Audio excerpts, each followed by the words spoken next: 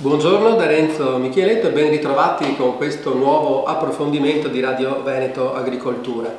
2 settimane fa, la 44esima puntata di Radio Veneto Agricoltura l'abbiamo intitolata Fitofarmaci sì, fitofarmaci no. Avevamo in studio il dottor Lorenzo Furlan di Veneto Agricoltura, che abbiamo ancora qui oggi. Perché? Perché continuiamo il ragionamento, quindi chi volesse andarsi a vedere quella puntata, la prima puntata, e oggi continueremo il ragionamento. Fitofarmaci sì, fitofarmaci no. Quindi uso intelligente dei fitofarmaci, nello specifico nella coltivazione del mais, e quindi Lorenzo, tu la volta scorsa avevi detto l'uso dei fitofarmaci, se va fatto, dove va fatto, quando serve. Okay? Quindi quest'oggi continuiamo un po' il discorso. Tu hai qui in mano una trappola e ci spieghi esattamente di cosa si tratta. Allora, oggi andiamo sul pratico. Abbiamo detto nella precedente puntata ed in altre ancora che nella maggior parte dei casi non è necessario proteggere il mais nelle prime fasi di sviluppo, né con la concia del seme con i insetticidi né con insetticidi granulari e la semina. Come individuare i pochi casi in cui una protezione serve? Innanzitutto dobbiamo valutare la presenza di fattori di rischio o meno. Il principale è un elevato contenuto di sostanza organica nel terreno. Pochi terreni hanno purtroppo oggi tanta sostanza organica. Un secondo è la copertura continua del terreno con o doppi raccolti o prati in precedenza, comunque continuamente coperti da vegetazione. Un terzo fattore di rischio è la presenza di zone di ristagno, ad esempio ancora sistemazioni a cavini, e in generale la presenza attorno all'appezzamento coltivato di aree naturali, prati, che aumenta la presenza di adulti che fanno le uova. In sintesi, la presenza comunque di tanti adulti che possono porre un rischio per le culture successive o per il mais successivo o per altre culture suscettibili può essere determinato utilizzando questa trappola. Si chiama Iatro-Ref, è innescata con un ferormone che è sintetico, che attira i maschi, che sono stupidi in tutte le specie, e anche per gli elatteridi funziona bene, e viene inserito il ferormone all'interno della trappola, tipo qui, o in questa posizione qui. Poi la trappola viene chiusa, i maschi viene posta sul terreno, i maschi camminano e entrano in queste feritoie, oppure sbattono su questi pezzi di plastica, le alette di plastica, e cadono dentro, vengono raccolti, poi noi li raccogliamo, li contiamo a seconda del numero. Per esempio per la specie Grottes brevis il rischio comincia sopra i 300 adulti catturati per stagione, per altre specie i valori sono molto più elevati.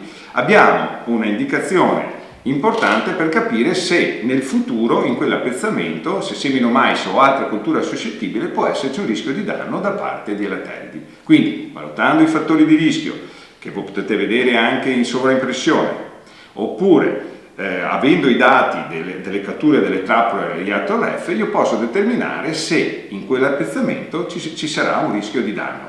Dove non c'è nessun rischio, non devo fare nulla, ed è la grandissima maggioranza dei casi. Ma ascolta Lorenzo, di queste trappole quante ne vanno posizionate, per esempio, su un ettaro? La trappola cattura adulti che arrivano da una vasta area, per cui anche una trappola sola su un'area di più ettari, abbastanza omogenei come storia, come precessione culturale, come tipologia di terreno, è sufficiente. Noi facciamo come Veneto Agricoltura, bollettino culture erbacee, anche un monitoraggio di area vasta, e diamo dove possiamo già delle indicazioni di massima se i valori di queste trappole sono elevati o meno, e ci deve prestare un'attenzione o no. Ma ascolta, quindi un mais coltore interessato a provare queste trappole, cosa deve fare? Scrive al bollettino.erbacee@venetoagricoltura.org, e queste saranno fornite gratuitamente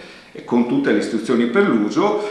Si chiede solo in cambio di condividere un protocollo di monitoraggio e di scambiare i dati per poi aumentare le informazioni e dare indicazioni sempre più precise ai mescoltori veneti. Quindi una volta posizionata la trappola, poi saranno i tecnici ad intervenire o sarà lo stesso agricoltore a verificare? L'agricoltore o il tecnico, l'importante è che raccolgano in sacchetti gli adulti che poi noi, se vogliono, classifichiamo, contiamo e diamo quindi la conseguente valutazione del rischio.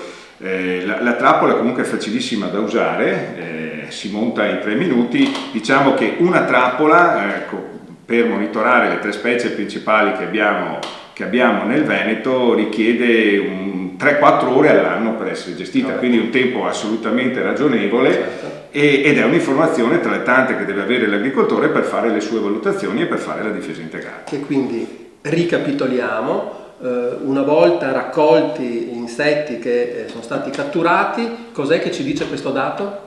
Ci dice se nell'anno successivo o negli anni successivi potrà esserci una popolazione di larve di elatteridi in grado di fare un danno economico alla cultura. Certo. Ascolta, trappole di questo tipo esistono anche, immagino, per altre colture? Allora, gli elatteridi sono polifagi, quindi mangiano un po' di tutto. Quindi quella stessa trappola può dare un'informazione utile per il mais, ma può dare un'informazione utile per la patata, può dare un'informazione utile per le orticole, per qualsiasi cultura ove gli elatteridi possono fare un danno. Ascolta Lorenzo, diamo appuntamento a chi ci segue. La prossima puntata completeremo il processo della difesa integrata, dove ho trovato dei fattori di rischio o dove la trappola IATORF ha catturato molti adulti, cosa fare per capire se veramente ci sono tante larve, e mostreremo come farlo in modo semplice e poco costoso. Tutto questo perché i fitofarmaci vanno usati se, dove e quando serve. Ok. Grazie e alla prossima puntata.